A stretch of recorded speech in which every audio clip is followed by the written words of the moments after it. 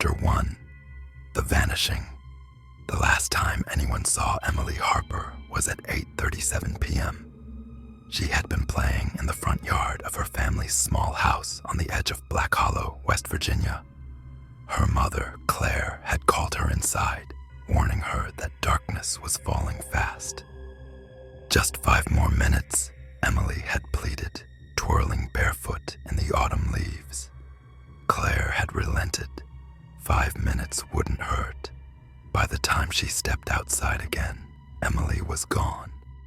The search party scoured the dense woods behind the Harper house for 3 days. No footprints, no torn clothing, no signs of struggle. It was as if the earth had swallowed her whole. The local sheriff, Tom Green, offered the usual explanations. Maybe she wandered too far and got lost. Maybe an animal, God forbid, found her first. But the people of Black Hollow knew better. They had seen this before. Whispers spread through town. Not the usual gossip about lost children or careless parents, but something older, something darker. Did she see him? The question was spoken in hushed tones, behind locked doors. No one dared say it aloud, but the answer sat thick in the air, unspoken yet understood. Claire Harper, desperate and broken, refused to accept that her daughter had simply vanished. She swore through trembling lips that the night before Emily disappeared, she had seen something outside her bedroom window. A man, she had said, or maybe not a man at all. Tall, too tall. His limbs were stretched unnaturally long, like a shadow against the trees. His face, no, there was no face, just a void, black and empty, and he was watching. The sheriff dismissed her claims as hysteria, but the old-timers in town avoided her gaze. They remembered the others, the girl in 1956, the boy in 1973, the twins in 1989, the faces on the missing posters that never came back, never left behind a trace. And always before they were taken, someone had seen him. That night, long after the search party had gone home and the town of Black Hollow had retreated into uneasy sleep, Claire Harper sat alone in Emily's bedroom, clutching a worn stuffed rabbit. The wind howled through the trees, rattling the windows. Then silence. The kind of silence that swallows sound. The kind that feels wrong. Claire's breath hitched. Something was standing outside the window again, watching, waiting. Chapter 2. The journalist Daniel Carter first heard about Emily Harper's disappearance while scrolling through news reports in his cramped New York apartment. The headline was bleak and familiar. Small town girl vanishes without a trace. It was the kind of story that the world forgot in a week. Just another missing child in a country where hundreds disappeared every day. But something about this one made him stop. Maybe it was the way the sheriff avoided questions in his press statement, his eyes darting nervously. Or the way the local paper mentioned a long history of disappearances in Black Hollow, a town he had never heard of before. Or maybe it was the mother's claim about the faceless man. Daniel had spent years chasing stories like these, small town secrets, unsolved mysteries, the kind of tales that made people uneasy. He had exposed police cover-ups, missing persons cases buried under red tape, and cults hiding in plain sight. But this was different. He didn't know it yet, but Black Hollow was about to swallow him whole. Arrival in Black Hollow. The town itself was a dying thing. As Daniel's rental car rumbled down the only road leading into Black Hollow, he noticed how the trees seemed to press in, their skeletal branches clawing at the gray sky. The Welcome to Black Hollow sign was cracked and faded, the paint peeling like dead skin. Population, 1,672. He passed rows of decaying houses, their porches sagging, their windows dark. A single gas station stood at the town's entrance, and an old man sitting outside watched Daniel pass with an expression that was neither friendly nor curious, just wary. Black Hollow had the look of a town that had been waiting too long for something terrible to happen. The Harper's house. Claire Harper looked like she had aged 20 years in the past week. When she opened the door, her eyes were hollow, rimmed with dark circles. She didn't invite Daniel inside. "I already told the police everything," she said, voice hoarse. "I'm not the police," Daniel replied. "I'm here to find out the truth." She hesitated, her fingers tightening on the doorframe. "There is no truth, just a missing girl and a town that won't look for her." Daniel held out his notebook. "Then tell me what they won't say." Something in her gaze shifted. For a long moment, he thought she would shut the door in his face. Instead, she exhaled sharply and stepped aside. "Come in." The inside of the house was quiet. Too quiet. Toys were still scattered on the floor, untouched. A plate with a half-eaten sandwich sat abandoned on the kitchen table, crusts curling. Emily's absence was a wound, raw and unhealed. Claire sat on the couch, gripping a stuffed rabbit like a lifeline. "You think I'm crazy, don't you?" she whispered. Daniel clicked his pen. "I think a mother knows when something isn't right." She swallowed hard. The night before she disappeared, I saw him standing right outside that window. She pointed toward the glass where the trees swayed in the wind. At first, I thought it was a trick of the light, a man. But then I saw there was no face, just nothing. Daniel felt a cold prickle crawl up his spine. "Did you tell the police?" Her laugh was brittle. "The sheriff told me I was in shock, that I was seeing things." She wiped at her eyes. "But I wasn't. He was there. And the next night, Emily was gone." She looked up at Daniel then, her voice dropping to a whisper. And the worst part, I think she saw him too. The missing files. Daniel left the Harper house with more questions than answers. His next stop was the Black Hollow Sheriff's Department, a tiny single-story building that looked more like an auto shop than a place of law enforcement. Inside, the air smelled of stale coffee and cigarette smoke. Sheriff Tom Green was exactly what Daniel expected. A middle-aged man with tired eyes and a deep reluctance to talk. "Let me guess," Green muttered as Daniel introduced himself. "You're another big city reporter looking to dig up ghosts." Daniel smiled. "Something like that." The sheriff leaned back in his chair, crossing his arms. "Ain't much to tell. Kid wandered off. It happens." Daniel placed his recorder on the desk. "I did some digging before I came here. Emily Harper is the 12th child to go missing in Black Hollow in the last 100 years. Every single one vanished without a trace." Green's expression didn't change. "Coincidence?" Daniel leaned forward, and every single one was last seen near the woods. A muscle in Green's jaw twitched. Daniel pressed on. "I spoke to Claire Harper. She told me about a man outside her daughter's window, a man with no face." For the first time, Green's mask slipped. His fingers tapped an uneasy rhythm on the desk. "You listen to me," he said, voice low. "There are things in this town you don't want to dig into. The Harpers ain't the first to see something strange, and they won't be the last. But if you're smart, you'll get back in your car and drive the hell away from here." Daniel held his gaze. "And if I don't?" The sheriff exhaled sharply. "Then you'll see him too." A glimpse in the dark. That night, Daniel checked into the only motel in town. It was a miserable little place.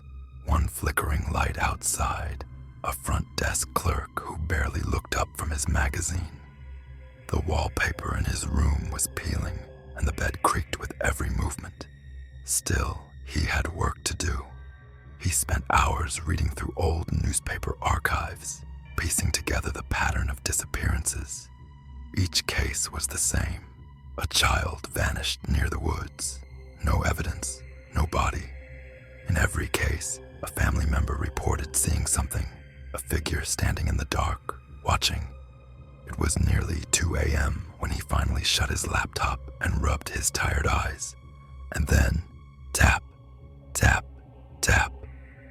The sound came from the window. Daniel froze. The motel was surrounded by trees, the nearest road a good half-mile away. Slowly, heart pounding, he reached for his phone and turned on the flashlight. He stood, walked to the window, and hesitated. Then he pulled back the curtain. The light cut through the darkness, illuminating the empty parking lot. Nothing there. And yet, he couldn't shake the feeling that something had just been standing there, watching, waiting. Chapter 3. The Forbidden Name. The next morning, Daniel Carter woke to the sound of his phone vibrating against the nightstand. He groggily reached for it, blinking against the harsh motel light. Unknown number. He hesitated before answering. "Carter." A ragged voice crackled through the speaker. "You need to leave." Daniel sat up. "Who is this?" A wheezing breath. Then, "You don't know what you're looking for." Before Daniel could respond, the line went dead. He cursed under his breath, staring at the screen. The call had lasted only 8 seconds. His instincts screamed at him. This wasn't a prank. Someone in Black Hollow knew something, and they were afraid. The woman who knew too much. An hour later, Daniel stood on the porch of a weathered house on the outskirts of town.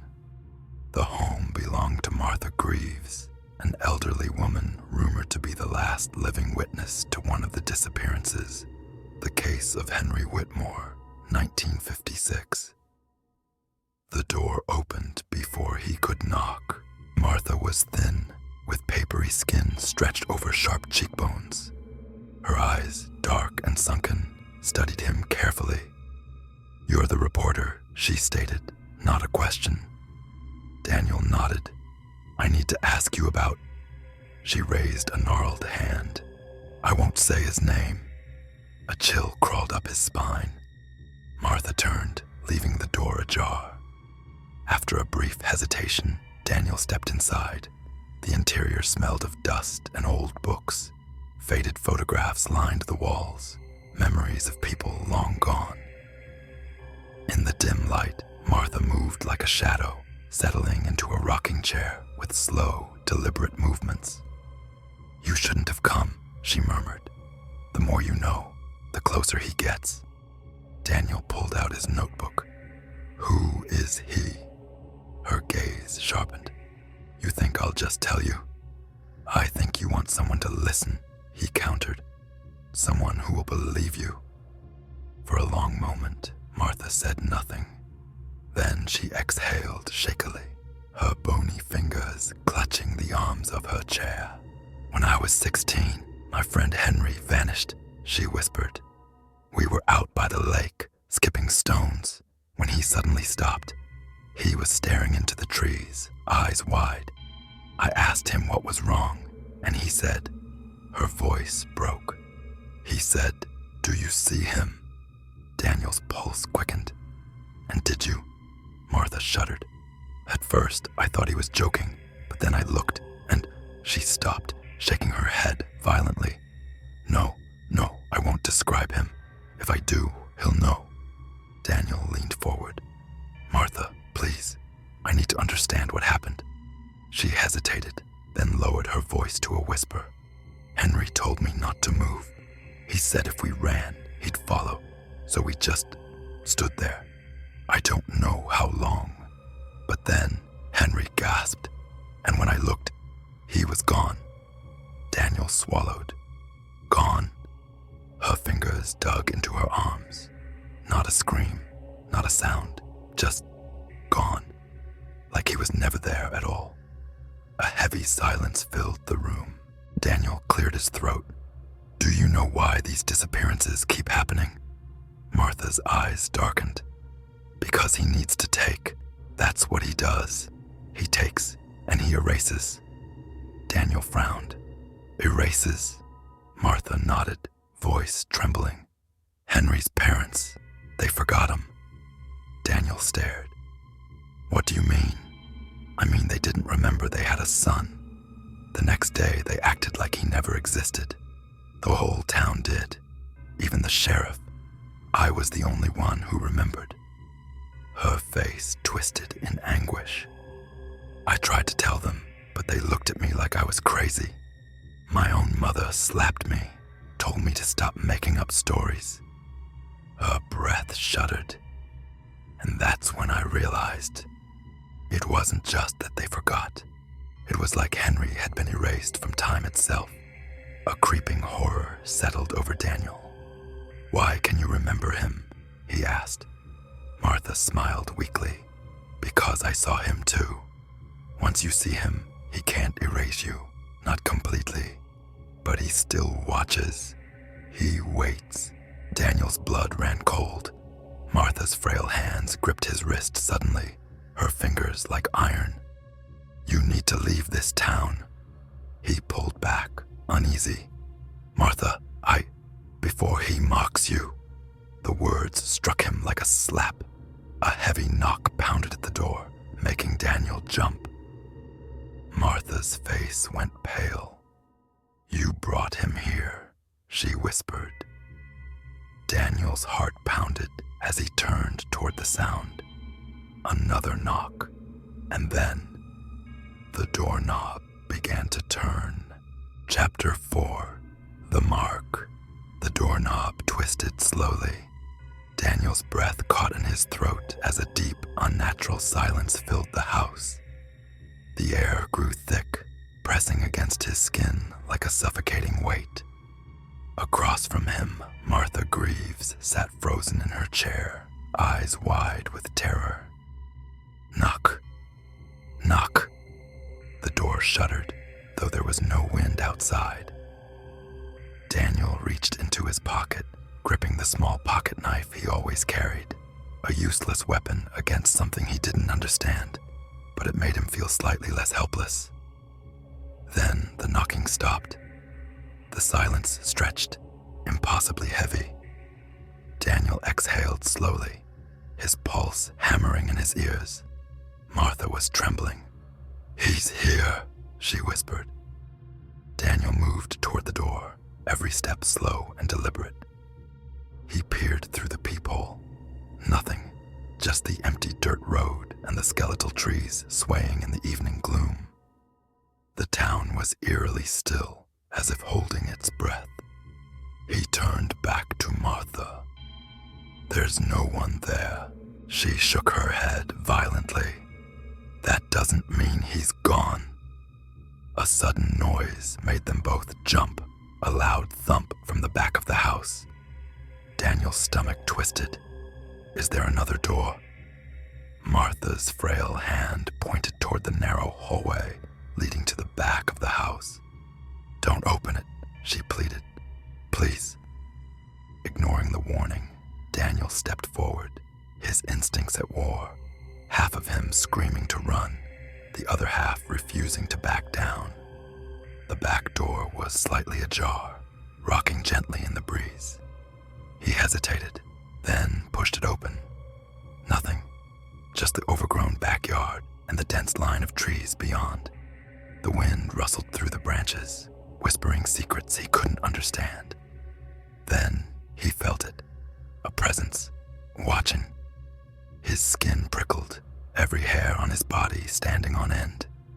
He turned slowly, scanning the tree line, and that's when he saw it, tall, unnaturally tall. A shadow stretched between the trees, just beyond the edge of the light. Its arms were too long, its body unnervingly thin, and its face, no, there was no face, just a void, an empty absence where features should be. Daniel's breath came in sharp, ragged gasps. He wanted to move, wanted to run, but his body refused to obey. The figure tilted its head, almost curiously, and then, as suddenly as it had appeared, it vanished. The moment it disappeared, Daniel stumbled back, gasping as though he had been drowning and had finally broken the surface. His mind felt scrambled, his thoughts foggy. What the hell had he just seen? Martha's voice rang out from inside the house. It's too late now. He turned to find her standing in the doorway, her expression unreadable. Daniel swallowed hard. What is it? Martha's lips trembled. You've seen him now. The words sent a sharp jolt of unease through his chest. She pointed a shaking finger at his left forearm. And he's marked you. Daniel looked down. His breath caught. A faint black handprint was burned into his skin. Not a bruise, not dirt, something deeper. The shape of a skeletal hand, fingers unnaturally long, pressed into his flesh like a brand. A mark, a claim. Daniel staggered back, his mind screaming denial. What the hell is this? Martha's voice was barely above a whisper. He's chosen you now. Daniel's pulse thundered. What does that mean? Her eyes darkened. It means you don't have much time left. Chapter 5. Whispers in the dark. Daniel stumbled back, his breath coming in shallow gasps as he stared at the black handprint burned into his skin. His mind fought to rationalize what he was seeing, but there was no logical explanation. This isn't real, he muttered.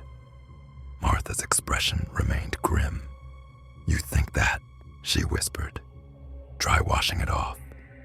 Daniel didn't hesitate. He rushed to the kitchen sink, twisting the faucet handle with trembling fingers. Cold water gushed over his forearm as he scrubbed furiously at the mark. It didn't fade. If anything, it seemed darker now, sinking deeper into his flesh. His chest tightened. No. Martha's voice was soft but firm. It won't come off. It never does. Daniel turned to her, his voice laced with desperation. What the hell does it mean? Martha hesitated, then let out a slow breath. It means he's watching you now, and once he marks you, there's no escaping him. Daniel swallowed hard, his heart hammering against his ribs. What happens to the people he marks? She lowered her gaze. They disappear. A cold dread curled around his spine. Daniel forced himself to steady his breathing. He couldn't let fear take hold. Not yet. Tell me everything you know. How does this start? Why does he take people? Martha shook her head. I don't know why. No one does. But it always starts the same way. First you see him, then you start hearing the whispers. Daniel frowned. Whispers. Martha's voice dropped to an almost inaudible murmur. At night, in the dark, he calls your name. A chill settled over him. Martha's fingers tightened around the arms of her chair. Once you hear the whispers, it means he's getting closer, and when he finally reaches you, she shuddered. You won't even have time to scream. Daniel's grip on the edge of the sink tightened. His investigative instincts screamed at him to push further, but a deeper, more primal part of him wanted to run. He checked his watch. 9:17 p.m. The motel was only a few minutes away. He needed time to think. "I need to go," he said, stuffing his notebook into his bag. Martha's gaze snapped up. "You're leaving?" Daniel hesitated at the door. "I just need time to figure this out." Martha's lips pressed into a thin line. "You don't have time," she murmured. Her words clung to him as he stepped out into the cold night. The first whisper. The drive back to the motel was uneventful, but the unease in Daniel's chest didn't fade. The town was eerily silent, the streets empty. The deeper he thought about Martha's words, the more unsettled he became. When he arrived at the motel, he double-checked the locks on the door before tossing his bag onto the bed. The room was small and dimly lit, the single lamp casting weak shadows across the walls. He sank onto the mattress, running a hand down his face. "This is just paranoia," he told himself. "There's got to be a rational explanation." His fingers brushed the mark on his arm. The skin was ice cold. Exhaustion settled over him like a heavy blanket. Despite everything, his body craved rest. He kicked off his shoes and lay back, staring at the ceiling. The motel clock glowed in the darkness. 12:03 a.m. Slowly, his eyes drifted shut. The room was silent. And then, Daniel. His breath hitched. The voice was faint, a whisper that slithered through the darkness like a breath against his ear. "Daniel." His pulse spiked. He bolted upright, eyes scanning the room. No one was there. The shadows remained still, the air heavy with unnatural quiet. His skin prickled. He reached for his phone, checking the time. 3:12 a.m. Had he dreamed it, or had something been in the room with him? His fingers trembled as he gripped the bed sheets. Martha's warning echoed in his mind. "Once you hear the whispers, it means he's getting closer." Daniel sat in the dark, heart pounding, too afraid to close his eyes. Outside the motel window, hidden in the tree line, something watched him. Chapter 6. The Sleepless Night. Daniel sat frozen in his motel bed, his breath coming in short, sharp gasps. His eyes darted across the dimly lit room, searching the shadows for any sign of movement. But the room was still, silent, yet he could still feel it. The presence, a weight in the air, like unseen eyes pressing against his skin. The whisper had been real. He was sure of it. But there was no one else here. His fingers gripped the edge of the blanket, knuckles white. "Think, Carter. Think." His investigative instincts fought against the rising panic in his chest. He had covered countless stories of disappearances, of urban legends twisted by time and fear. This had to be another one. A case of mass hysteria. A town swallowed by its own myth. His fingers brushed against the black handprint still seared into his arm. The skin was colder than the rest of his body, like the touch of something not entirely of this world. A deep, gnawing dread coiled in his stomach. Once you hear the whispers, it means he's getting closer. Martha's words echoed in his head. Daniel pushed himself out of bed and paced the room, rubbing his face. "It's in your head, that's all." He needed evidence, something concrete to hold on to before he let paranoia consume him. Reaching for his phone, he opened the voice recorder app and hit record. "This is Daniel Carter. Time is..." He glanced at the clock. 3:17 a.m. "I'm at the Black Hollow Motel, room 6. I just woke up after hearing something, a whisper, my name."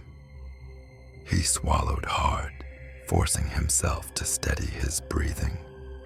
"It's sounded like it came from right next to me, but there's no one else here. He paused, glancing toward the window. The curtains were shut, but a small gap between them allowed a sliver of moonlight to creep in.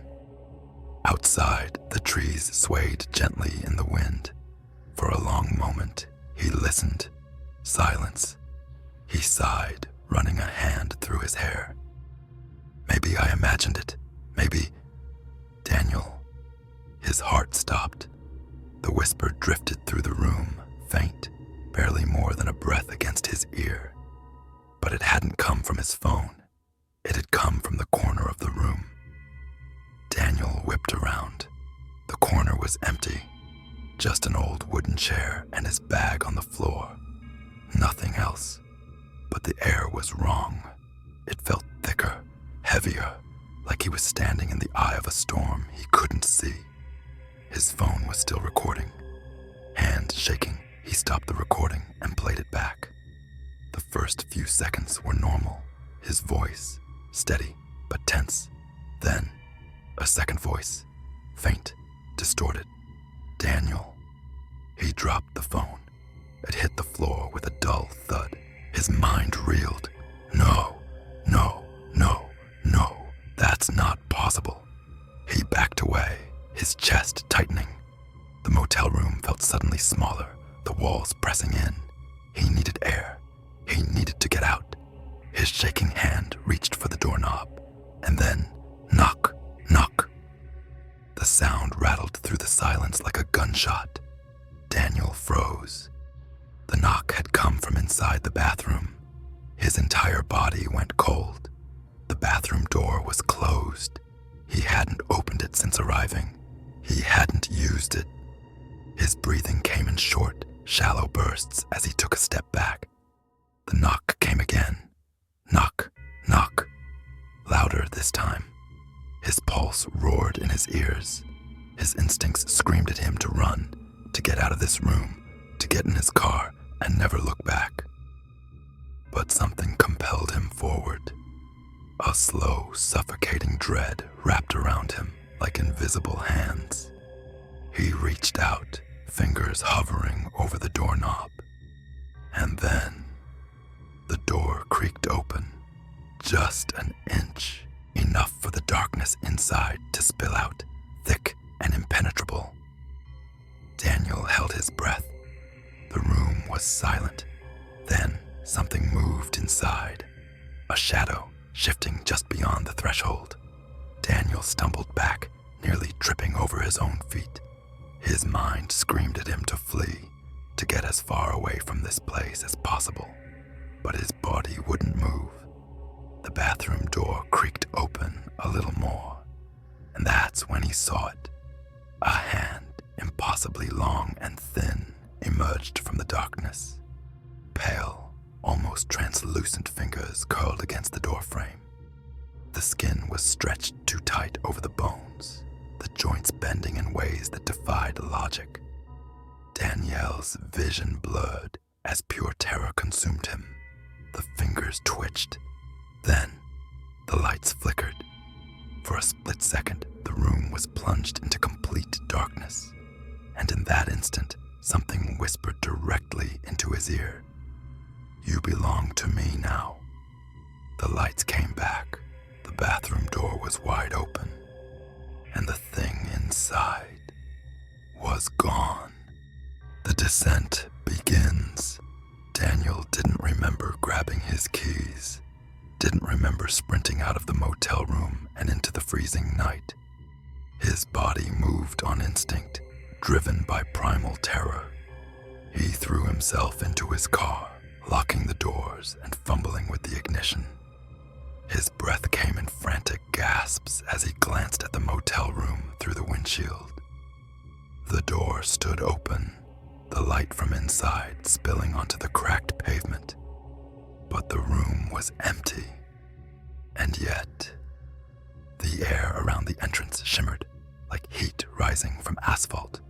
A distortion, a presence. Something was still there, watching, waiting. Daniel slammed his foot on the gas. The tires screeched against the road as he sped into the darkness, his heart hammering. He needed answers. He needed to get as far away from Black Hollow as possible. But deep down, he already knew the truth. It didn't matter how far he drove. The Whispering Man would follow. Chapter 7. Nowhere to run. The road stretched endlessly before Daniel, swallowed by the thick, creeping fog that had begun rolling in from the woods. His hands were locked in a death grip on the steering wheel, his knuckles bone white. His breath came in sharp, uneven gasps. His pulse thundered in his ears. He couldn't erase the sound of the whisper from his mind. "You belong to me now."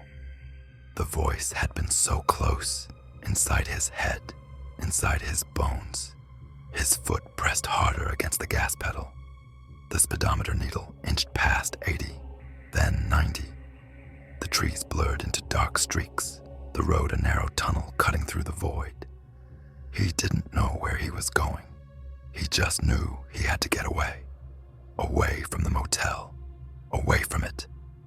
But deep down, an unbearable truth gnawed at the edges of his mind. No matter how far he ran, the Whispering Man would follow. The vanishing town. Daniel glanced at his GPS, hoping for any sign of civilization.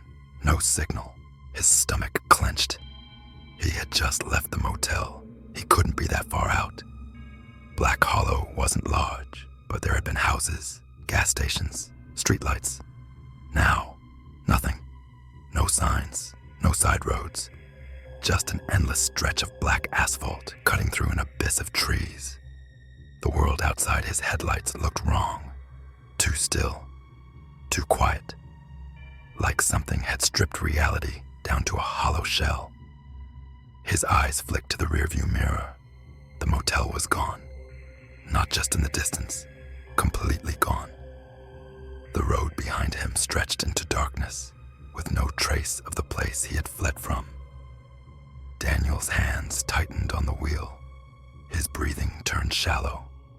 He had just driven out of town. He should be able to turn around, should be able to see something, anything that proved he hadn't somehow left reality. His stomach twisted with dread. He didn't want to stop, didn't want to think, so he kept driving, faster, harder, blindly, desperately, until he saw the figure in the road, the first sign. His headlights swept over the shape, a man standing dead center on the asphalt. Daniel's heart lurched. He yanked the wheel to the side, tires shrieking as the car skidded. He barely managed to keep control, stopping inches from the tree line. Panting, hands shaking, he turned his head slowly. The figure stood completely still in the road, bathed in the glow of his headlights.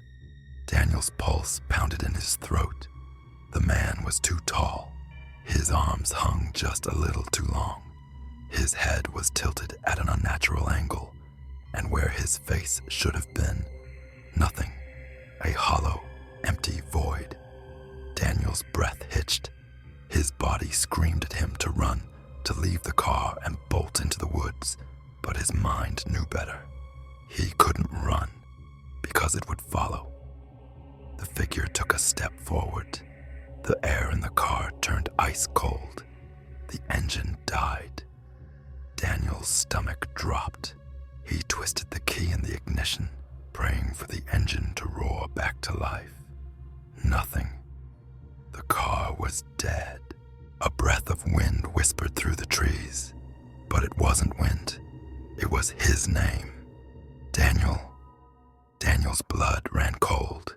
The figure took another step, then another. Then it vanished. The passenger silence swallowed the road. Daniel's chest heaved. His hands trembled violently on the wheel. The Whispering Man was gone. Or so he thought. Then, a soft creak behind him. His entire body locked up. The sound had come from the back seat. He didn't want to turn around, didn't want to see, but something inside him forced him to look, slowly, shaking, barely breathing. His eyes flicked to the rearview mirror, and there, sitting in the back seat, a hand, pale, stretched, resting gently on his shoulder. Daniel screamed. The world snapped. Everything went black. The awakening. Daniel woke up to silence. His eyes fluttered open. His body ached. He was no longer in his car, no longer on the road.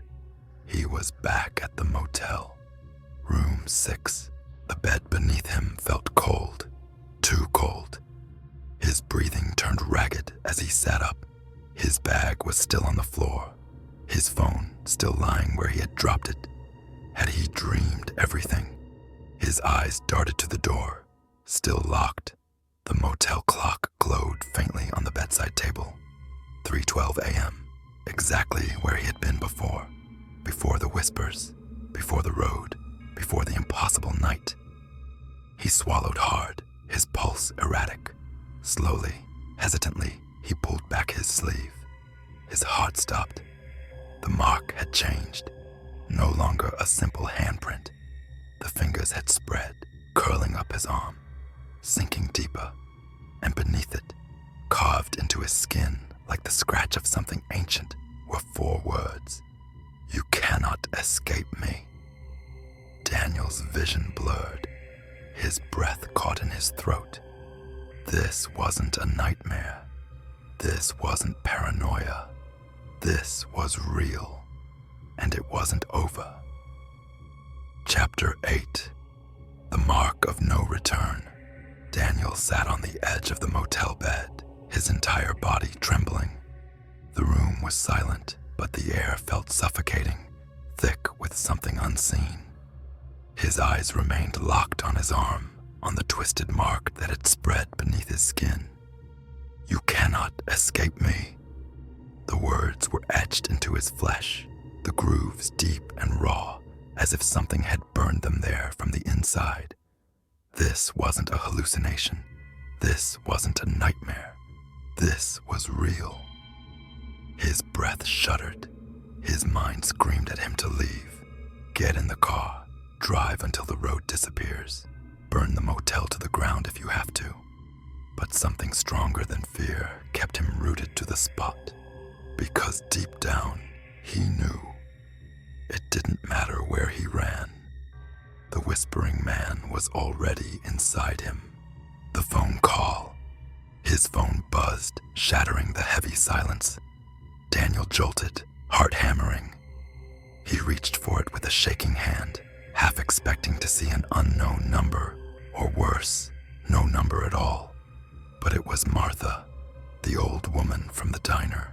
He hesitated, dread pooling in his gut. Then he answered. "Daniel." Martha's voice was urgent. "Where are you?" He swallowed hard. I'm at the motel. I tried to leave, but you came back," she finished for him. Not a question, a statement. Daniel clenched his jaw. "I didn't have a choice." A long silence stretched between them.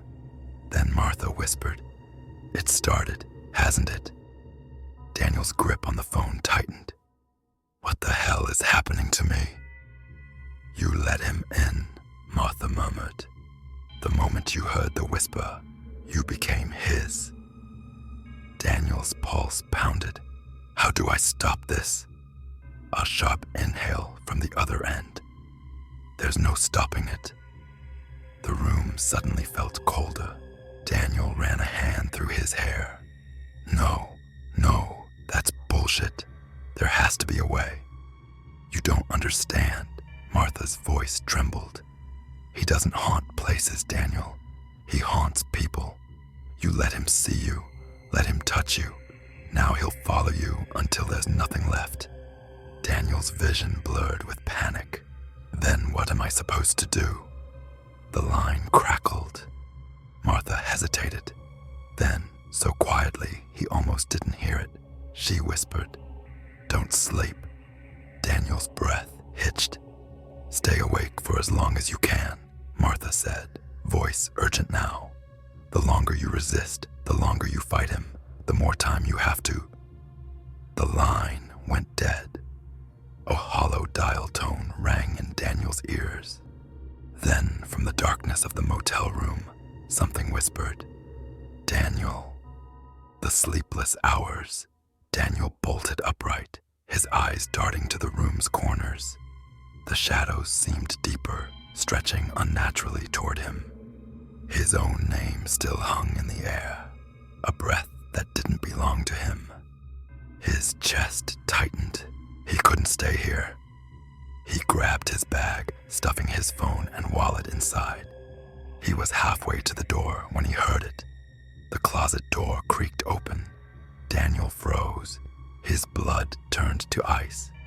The closet had been closed when he arrived. He was sure of it. Slowly, painfully, his head turned toward the open gap. The darkness inside was suffocating, thicker than it should be. And then, something moved, a shape shifting just beyond the threshold. Daniel ran. He threw open the motel door, sprinting into the night without looking back. The cold air sliced through his lungs, but he kept running, pushing forward into the empty streets of Black Hollow. But as he ran, the whisper followed. "Daniel, Daniel." It wasn't behind him. It was inside his own head. He screamed. The dying town. Daniel staggered to a stop, chest heaving, sweat slick on his skin. He had no idea how long he had been running. Black Hollow was deserted. No lights, no signs of life. Just empty buildings standing like hollow shells, swallowed by the mist. His gaze flicked to the street signs, but there were none. The town's layout had changed. Buildings that should have been there were missing. Roads twisted in directions they never had before, as if the town itself was shrinking, collapsing inward. Daniel's stomach turned. This wasn't just about him anymore. Black Hollow was dying, and it was because of him. He took a shaky step forward, and that's when he saw it. Across the street, standing in the mist, was a shadow. A tall figure, its head tilted at an unnatural angle, watching him. Daniel's breath hitched. Then, the figure grinned, and in that single, soul-crushing moment, Daniel realized it had a face now. It was his own. Chapter 9. The Hollow Reflection. Daniel's breath caught in his throat. The thing across the street, its hollow, stretched face, was his own. Not just a vague resemblance, not just a distorted, nightmare version. It was him. Every scar, every freckle, every imperfection he had ever known on his own face. But wrong, twisted into a grotesque, grinning mask. His own eyes stared back at him, wide and unblinking, filled with something ancient, something that wasn't human. His legs locked up. Move. He couldn't. Run. He didn't. The figure took a step forward. Daniel felt it in his bones, a tremor that rippled through his body as if the world itself had shifted. Then, the figure raised its hand, and Daniel's own arm moved with it. The puppet strings. A horrifying realization struck him. He wasn't in control anymore. His arm had lifted, mirroring the figure's movements perfectly, like a marionette on invisible strings. The whispering man was inside him now. A cold, sharp pain shot through his veins, starting at his fingertips and crawling upward. It wasn't just in his body, it was in his mind. Pushing, pulling, taking. I need to run, I need to. But his legs wouldn't move. The figure grinned wider, and then it spoke. "I like this face." Daniel's stomach dropped. The thing's voice wasn't deep, wasn't monstrous. It was his own voice, mocking, hollow, like an echo of himself from somewhere far away. Maybe I'll keep it. The moment the words left its lips, the pain in Daniel's body exploded. His veins burned as if they had been vision blurred, the world warping, distorting. And then, the figure lunged. Daniel didn't even have time to scream. The mirror of the damn darkness swallowed him whole. When he opened his eyes, he was somewhere else. The town of Black Hollow was gone. The motel, the street, the fog, all of it had vanished. Instead, Daniel stood in a vast, empty hallway. Walls stretched endlessly in either direction, covered in mirrors, hundreds of them, each one warped, twisting reality in impossible ways. Some were cracked, their shattered reflections flickering like dying TV screens. Others were too smooth, too clean, like glass stretched across a black void. Daniel swallowed hard. His own reflection was in each one, but something was wrong. The faces weren't his, not exactly. Each version of himself was different, some younger, some older, some barely recognizable. Some had no eyes, some were grinning too wide, some weren't looking at him at all, but at something behind him. Daniel turned slowly. Nothing was there. Then from the mirrors, a whisper, "You don't belong here." Daniel staggered back, pulse pounding. The voices grew louder. They came from inside the glass. Hundreds of versions of himself, whispering, hissing, begging. "Let us out." He took us. He took our names. Daniel's breath hitched. This wasn't a dream. This was a prison, a place where the whispering man stored the people he had stolen. The missing ones. Daniel backed away from the mirrors, his hands shaking. He knew now. This is where they had all gone. The missing people, the lost souls. They weren't dead. They were trapped. Trapped in this mirror world, in an endless, twisting nightmare. Their identities erased, their bodies stolen, their faces worn by something else. Something that walked in their skin, whispering in the dark, looking for more victims.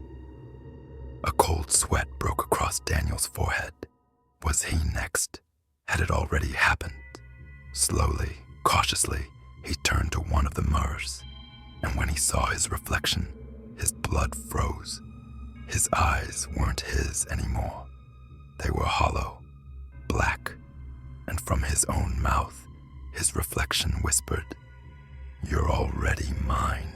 The breaking point. Daniel staggered away, panic crashing over him like a tidal wave. "No," he whispered. "No, no, no."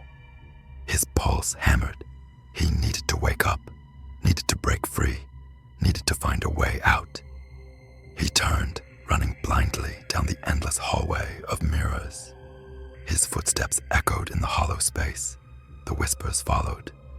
"Daniel, there is no escape. Give in." He ran harder. The mirrors blurred around him, faces melting, reflections twisting. Then, a door. A massive, rusted door stood at the end of the hall, pulsing like a beating heart. Daniel didn't stop to think. He grabbed the handle and yanked it open.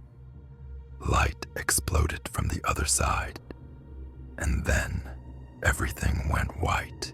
The awakening. Daniel gasped awake. He was back in the motel room. His body jerked violently, drenched in cold sweat. His lungs burned as if he had been drowning. For a moment, he just lay there, panting, staring at the ceiling. Had it been a dream? Had any of it been real? He sat up slowly, and that's when he noticed it. The mirror on the motel wall. Something was wrong with his reflection. It was smiling, but Daniel wasn't. His stomach dropped, and then, in a voice that wasn't his own, his reflection whispered, "You left the door open." Daniel's breath hitched. The light bulb above him flickered. A shadow moved in the corner, and behind him, something laughed. Chapter 10. The door that never closed. Daniel couldn't move.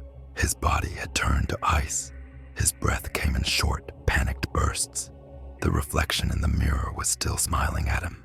Not a normal smile, not his smile. It was wrong, stretched too wide, teeth too sharp, eyes filled with something that didn't belong. But the worst part, his reflection was moving on its own. Daniel's real hands shook at his sides, but in the glass, his reflection raised its hand, slowly, deliberately, and then with a voice distorted, layered, crawling under his skin like insects, it whispered, "You should have closed the door, Daniel." The cracks in reality. Daniel stumbled backward, his spine hitting the motel wall. The light overhead flickered, buzzing like dying insects. His heart pounded so loudly, he thought his ribs would shatter. This isn't real. He squeezed his eyes shut. Wake up, just wake up. But when he opened them again, the mirror was closer. The entire wall had shifted forward, pushing the glass inches from his face. And now, the reflection wasn't smiling anymore. It was watching him, unblinking, waiting. The motel door rattled violently, as if someone or something was trying to force its way inside. Daniel whipped his head around, staring at the doorknob. It was turning, slowly. Click, click, click. The whispers began again, crawling from the cracks in the mirror, from the space beneath the door, from the motel's rotting walls. Daniel, Daniel. His entire body seized up. He was trapped, no way out, no escape. And then, from inside the mirror, a hand shot out, the thing in the glass. Daniel screamed, the hand, pale, twisted, veins pulsing with black rot, grabbed his wrist. It was cold, so cold it felt like it was burning. He struggled, tried to yank free, but the grip tightened. The thing in the mirror was pulling him in. The motel room around him began to shift, the walls warping, the colors bleeding into nothingness. The whispering man was taking him, dragging him back into the other side. No! No! Daniel kicked against the floor, thrashing, fighting with everything he had. The mirror began to crack, tiny fractures at first, then a single deafening snap. The hand let go. Daniel fell back onto the motel floor, gasping, heart slamming against his ribs. The mirror, it was broken, shattered into a spiderweb of fractures, and in the center of the broken glass, his reflection was still moving. It pressed its hands against the glass, desperate, panic in its eyes. It wasn't smiling anymore. It was trapped. Daniel staggered to his feet, stumbling toward the motel door. The whispers were fading. The air felt lighter. The thing in the mirror slammed its hands against the glass, mouth moving silently. Daniel didn't stay to watch. He threw open the door and ran into the night. The escape that wasn't. Daniel drove without stopping. His hands were shaking on the wheel. His breath came in short, ragged gasps. The motel was gone in his rearview mirror. The town of Black Hollow was disappearing behind him. He had made it out. He had escaped. Right. The highway stretched ahead, empty, endless. Daniel let out a shuddering breath.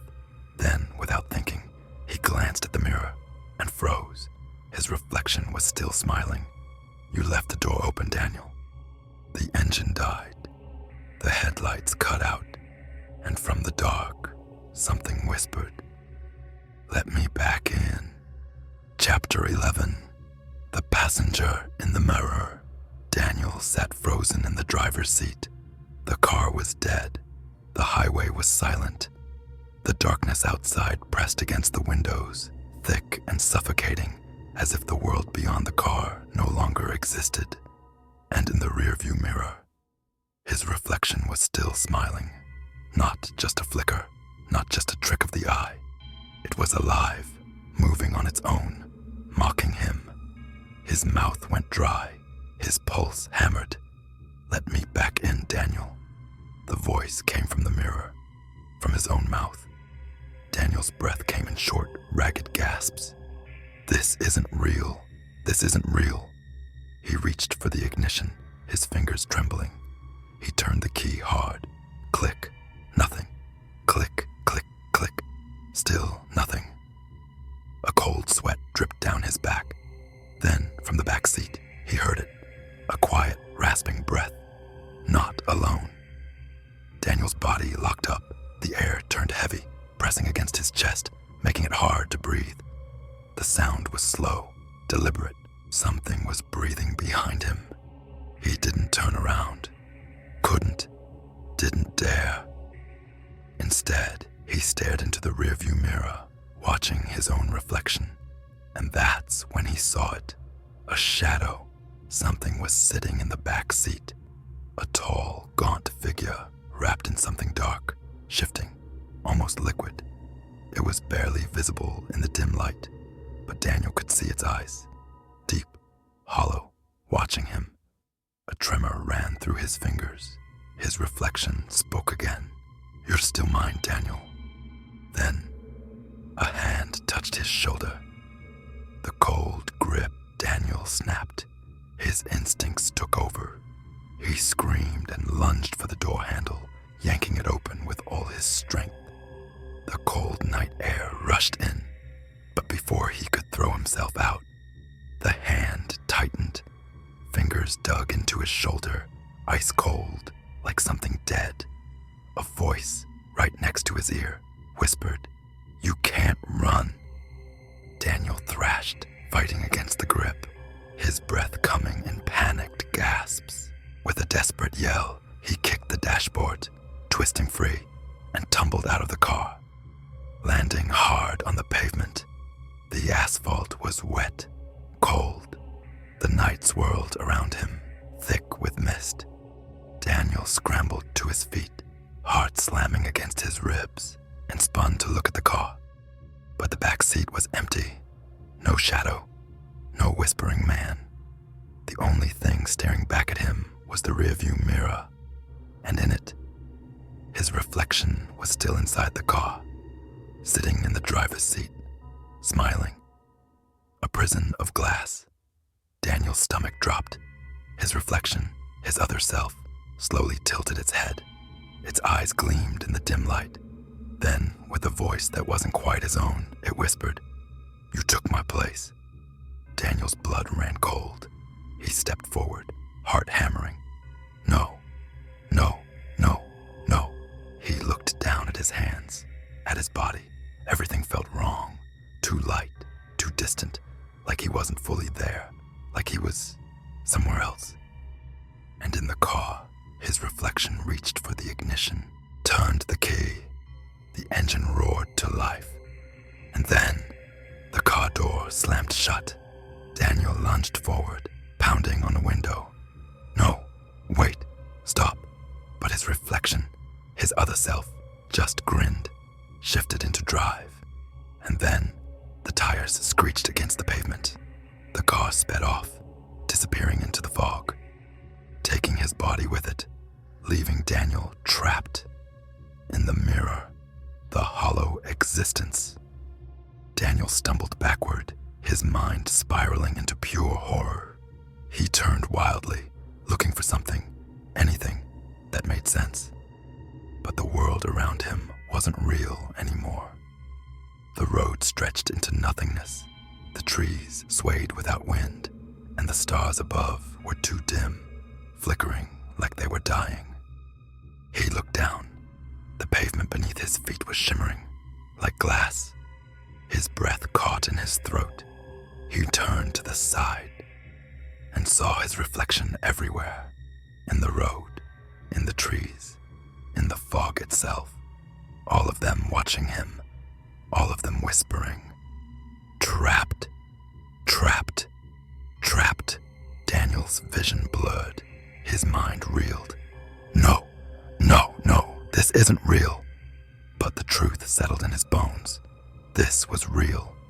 This was the whispering man's prison, a place of stolen souls. And now, Daniel was just another reflection, another face in the glass. The other Daniel miles away, inside the stolen body. Daniel's reflection drove, hands gripping the wheel, a perfect copy of him. Same face, same voice, same memories, but something else behind the eyes, something that had been waiting for centuries. A hollow thing, a whisperer. It glanced at itself in the rearview mirror, and this time there was no reflection at all, just empty glass. And then, with a voice that was no longer human, it whispered, "Let's go home." The stolen car disappeared into the night, and Daniel was gone. Chapter 12, the final reflection. Daniel was gone. His body, his voice, his entire existence. Now he was just a whisper inside the glass, a face trapped behind an invisible barrier. He pounded his fists against the smooth, cold surface of his new prison, but there was no sound. Only the endless, distorted reflections of himself, copies stretching into infinity, all watching him with hollow, knowing eyes. And beyond the mirror, the other Daniel was living his life, wearing his face, stealing his memories, becoming him. And the worst part, no one could tell the difference. The life that wasn't his. The stolen car rolled to a stop in front of Daniel's apartment. The other, Daniel stepped out, stretching like a man settling into a comfortable new skin. He smiled, then walked inside. Everything was the same. The familiar scent of coffee lingering in the air, the slightly crooked picture frame by the door, the pile of unread mail on the counter. It was home. His home. Except it wasn't. Not really, because the real Daniel was still screaming inside the mirror, begging to be let out. The other Daniel ignored him. He walked to the bathroom, stood in front of the mirror, and stared at his own reflection. Then, slowly, he pressed a finger against the glass. The real Daniel flinched on the other side, his hands slamming against the barrier. "Let me out, please, let me out." The other Daniel just smiled and whispered, "Shh." Then he turned off the bathroom light and walked away, leaving Daniel in the dark. The whispering ones. Time didn't exist in the mirror. There was no sunrise, no nightfall, no warmth, no cold. Just endless reflections and a never-ending whispering. It started as a murmur, distant and unintelligible. But as days, weeks, months passed, Daniel began to understand the words. "We were like you once. We were stolen, too. Trapped." Daniel turned, searching for the source, but all he found were more reflections, more faces. Some were familiar. Some were ancient, forgotten things, their faces twisted with centuries of silent screams. They were all like him, souls stolen by the whispering man, each one replaced by an imposter, each one watching as someone else lived their life forever. Daniel's breath shuddered. His mind spiraled into despair. He would never escape. He would never be real again, unless a deal with the devil. One night, when the other Daniel was sleeping, Daniel felt something shift. The whispering grew louder, and then, clear as a knife slicing through silence, a voice, deeper, older, more dangerous than the others, spoke from the dark. "Do you want out?" Daniel's body went rigid. He turned slowly, his reflection trembling in the black glass. And there, for the first time, he saw him.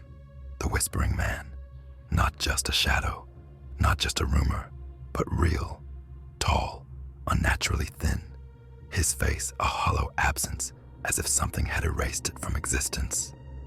And yet, somehow, Daniel knew he was smiling. "I can give you your life back, Daniel. The whispering man whispered. But there is always a price. Daniel's heart pounded. Desperation clawed at his throat. Anything. I'll do anything.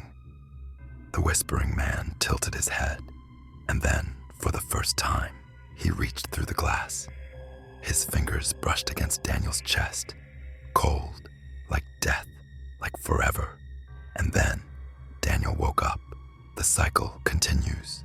Daniel gasped for air, sitting bolt upright in his bed.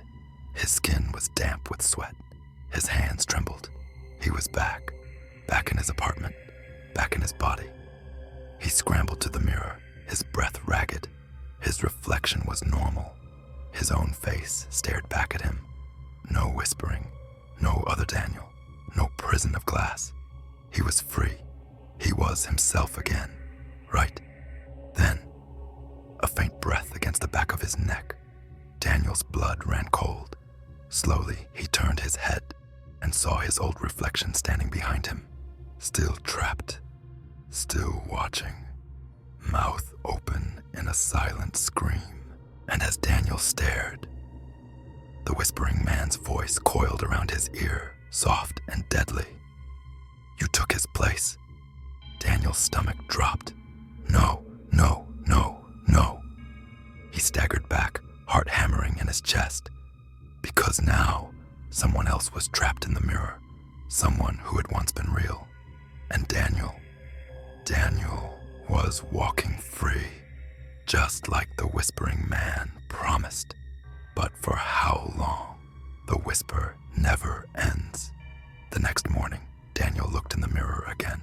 His reflection smiled, but this time, he wasn't sure if it was really him or something else, something waiting.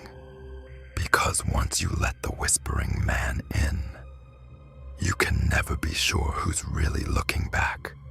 And when the time comes,